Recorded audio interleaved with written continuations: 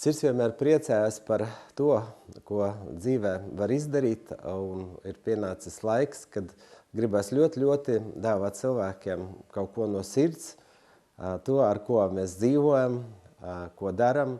Un tā ir tapis netālu no Aglonas Kristus Karaļa kalns Dievam par godu.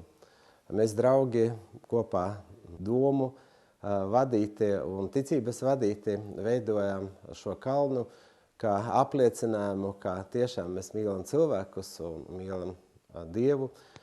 Un 2006. gadā tāpēc pirmās skulptūras, Kristus uzvarētājs skulptūra. Un tā tas kalns attīstījās, vairāk un vairāk pie mums pievienojās cilvēki, līdz izveidojās, teiksim, tā cilvēku kopa, kas jau ir kā Kristus draudze, kas arī tagad kopā veido gan kalnu ar augiem, puķiem, kokiem, kas jau 2500 skaitu pārsniedz, un skulptūras, kur autors es esmu, lai izteiktu visu, kas ir dots derībā, saistoši sākot no Ādama un Ievas, Ābrahāms, Mūzus, visi varoņi saistoši ar veco derību, un arī šogad tapa Kristus augšām celšanās skulptūra, un arī Jāņa Kristītāja skulptūra, un arī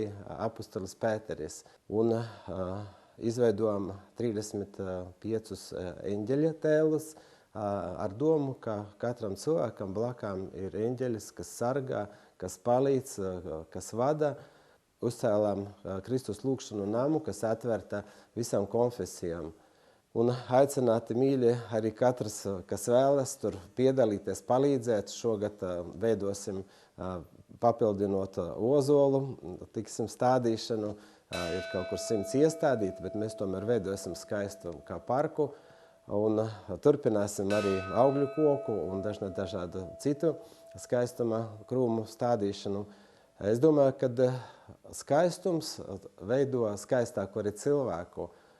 Un ieraugot nesen arī, teiksim, publicētās fotogrāfijas šo mūsu Kristus Karaļa kalnu no lidojuma, prieks, ka pasaule nav kā tūkstnesis, bet pasaule ir kā dārzs, un veidotāji esam mēs paši.